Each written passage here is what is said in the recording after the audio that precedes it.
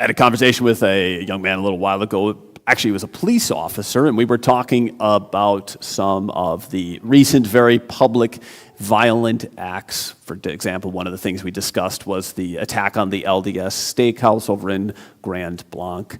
We were both frustrated that we would never know the whole story. And I distinctly remember him saying to me something like, the government keeps things from us. And whether you think that's good or bad, that was a fair statement, right, of the reality of our current situation. They keep things from us. And so we both said, we're never going to know the whole story. And if you don't know the whole story, how do you know the truth? Is that what you feel? Right? We just don't know the whole story. And not from just public violent actions, just practically from anything. We just don't know the whole story for anything anymore. And so how are we ever going to know the truth?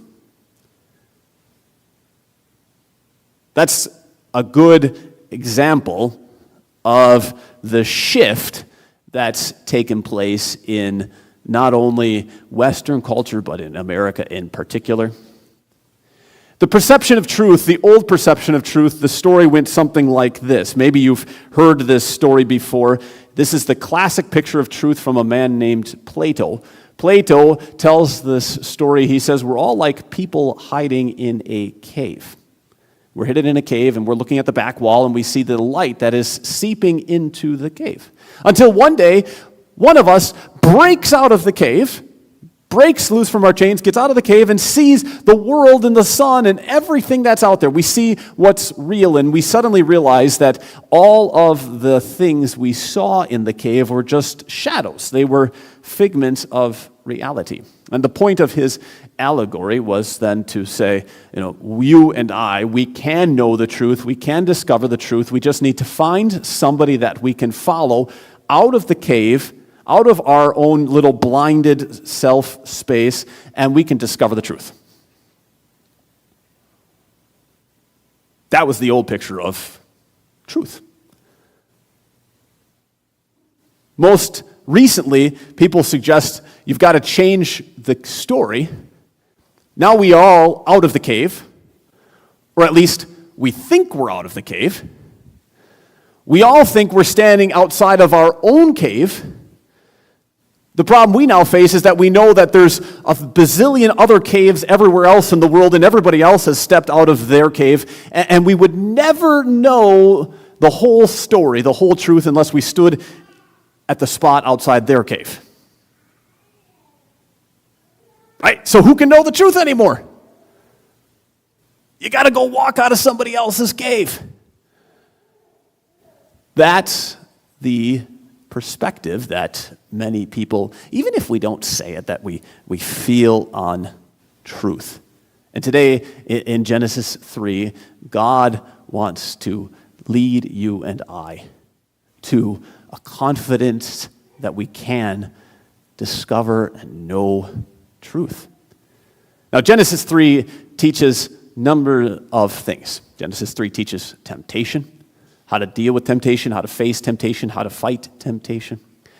Genesis 3 teaches about what sin does to us. Today we want to just focus on this angle of it, the angle of truth and lies. In Genesis 3, I'm sure most of you have heard bits and pieces of this story before. It tells us of a crafty serpent who approached the woman. You probably have seen all kinds of silly pictures of this serpent. You've probably seen everything from that silly snake that's in the Robin Hood movie, all the way up through a very powerful dragon. I tend to think more along the lines of some kind of a beautiful dragon, but who knows what this serpent looked like. The serpent raised a number of questions. First, did God really say? He created doubt. He created question.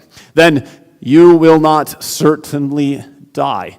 Right? He flat out contradicted God. And he insinuated then that God has left something out, that he has held something back. For God knows. God knows, but he didn't tell you. And finally, he made this flagrant promise, this outlandish promise, you will be like God. Now, we could talk about any number of those points that he made for quite a bit. We could emphasize this idea of doubt. We could really point on and draw on the fact that there's a promise to be divine, to be like God. And each one of us has that push at times, right? To want to be God.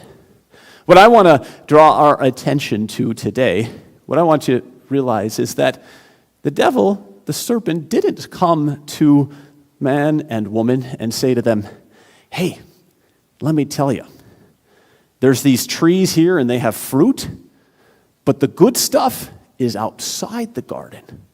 I put a pile of gold outside the garden for you. Yeah, all you got to do is leave the garden and you can have all the gold you want. Some of you are saying, well, why would the serpent say that? The serpent said this. Well, that's exactly the point. The serpent didn't say there's a pile of gold outside the garden. Instead, the serpent chose to argue with God and with the man and the woman. Neither did the serpent come to the man and the woman and say, well, look, let me just ruin the garden for you. Let's chop down this tree of knowledge. Let's chop down this tree of life. Let's destroy the walls in the garden. Just get rid of all of this and you can do your own thing. You can live your own life. You'll finally be free of these constraints. Again, the serpent didn't do that, did he? And again, you're saying, well, that's what he said. Yeah, that's exactly the point, right? The serpent could have attacked them any other way. What did the serpent choose to do? The serpent twisted the truth.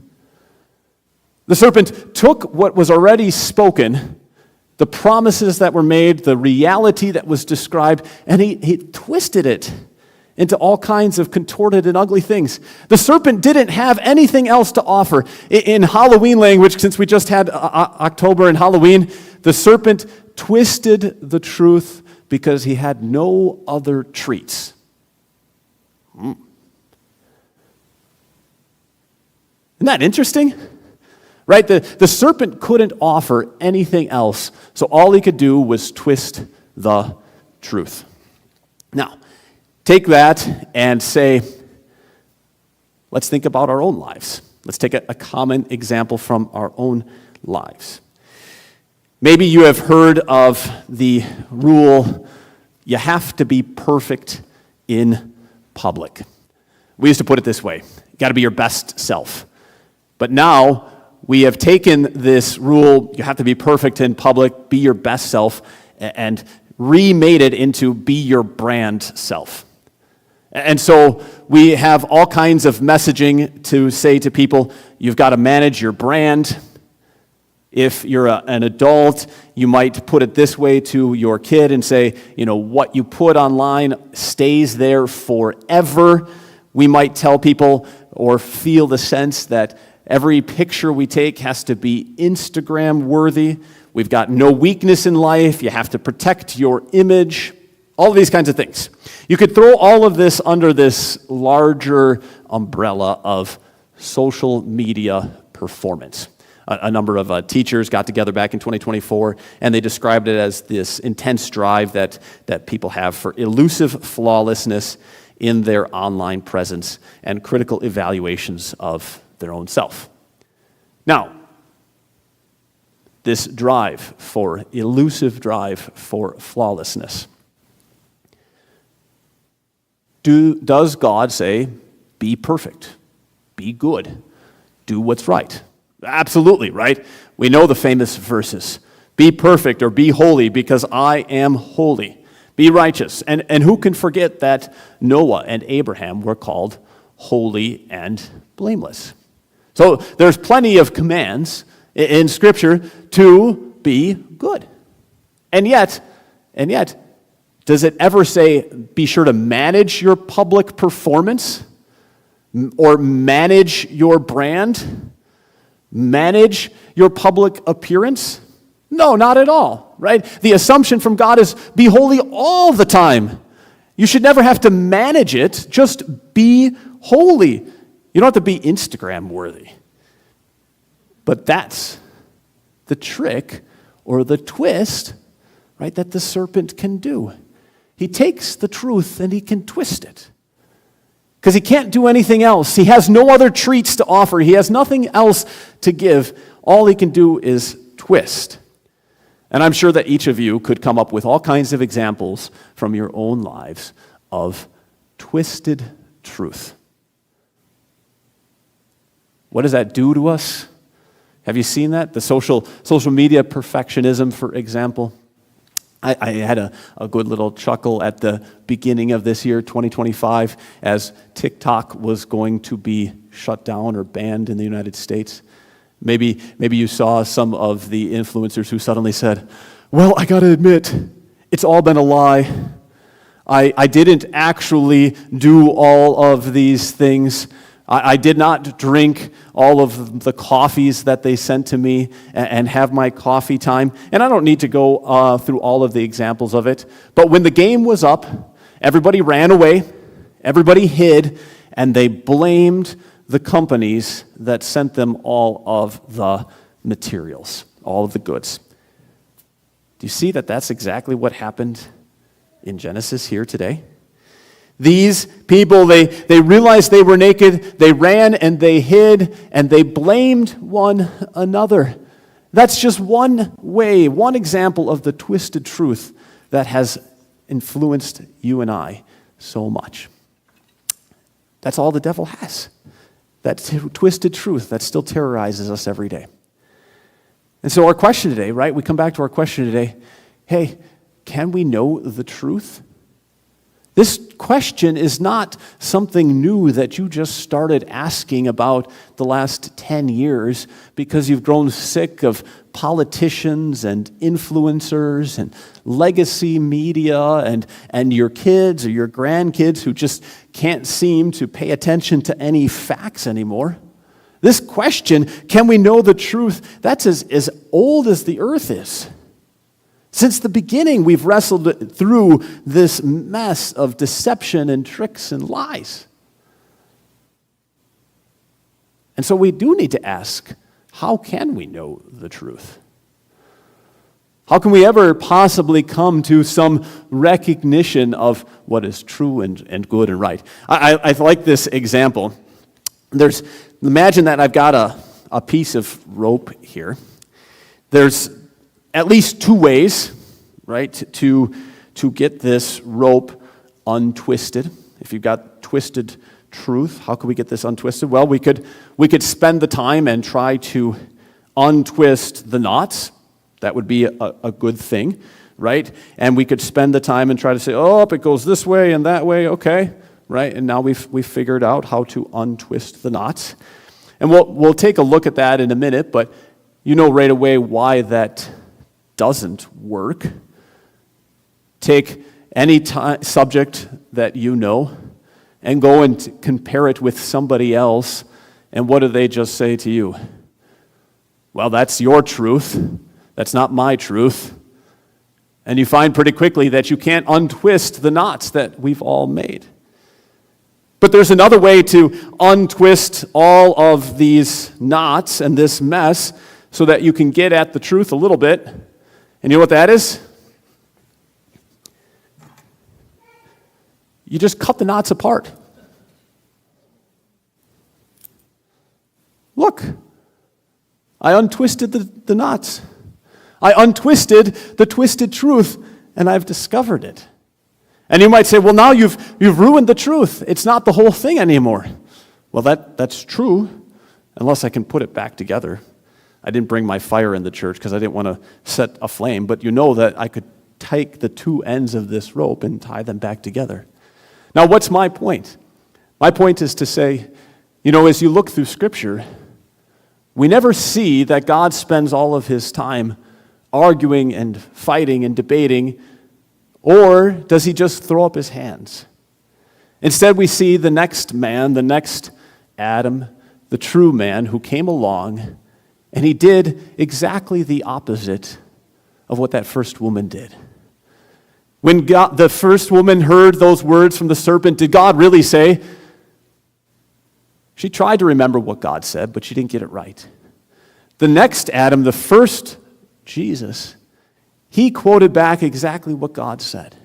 And when that serpent said to the woman, hey, I can make you God, I can make you divine, you can have all the power in the world, Jesus said back to the serpent, no, I don't want that. I don't want all of the power. Worship the Lord your God and serve him only. If you haven't read that story, go home today and look at Matthew chapter 4. And you can see in Matthew chapter 4 how every single accusation that the serpent made was answered by Jesus. And then Jesus didn't walk around and say, I answered all the problems. Jesus let himself get cut apart. The man who was walking truth himself walked to the cross where he was beat and whipped and flogged and ripped apart so that the truth would become clear and apparent for all to see. Jesus has triumphed. He rose from the grave so that there is some truth left for you and me, even when we feel like this world that we live in doesn't have any truth anymore in it. You can't sift through the lies and the tricks and the half-twisted truths to find it. No, he has been cut apart so that some truth is plain for all to see. And so how do you and I then take this and untwist the truth in our own lives? There really are, people have suggested over the years, 3 probably ways to untwist the truth that we run into, that are untwist all of the tricks and the twisted truth that we run into. So the classic way is through discussion, and which usually turns into argumentation and debate. And you and I know how that always feels when you're trying to untwist the lies, the twisted truths that people have through argument and debate. You feel like the knots are just getting tighter and tighter all the time, aren't you? You're just pulling them tighter, and you can't find a way through the knots. In our time, because we're sick of arguing and we're sick of all of the twists and the tight knots, we've grown more and more to just say, look, everybody has their own truth. You've got your perspective, I've got mine, and let's just all leave the twisted knots that way, right? You got your truth. I'll stay over there, and you stay. You stay over there, and I'll stay here, and let's leave it that way. The scriptures show us, though, a different way. The scriptures show us this way where you and I take some of these cuts so that we can untwist the knots. Where somebody pays a little bit of the price to acknowledge the truth, even if it costs, so that the truth can come to light. That's the history of Christianity over and over. That when Christians, for example, in the 300s, when plagues started to hit the early Roman settlements, the Christians were the ones who stayed to display love for others. And when Christians, for example, had to deal with slavery, Christians were also the ones who stood up and argued and got in trouble for the things that they had to say.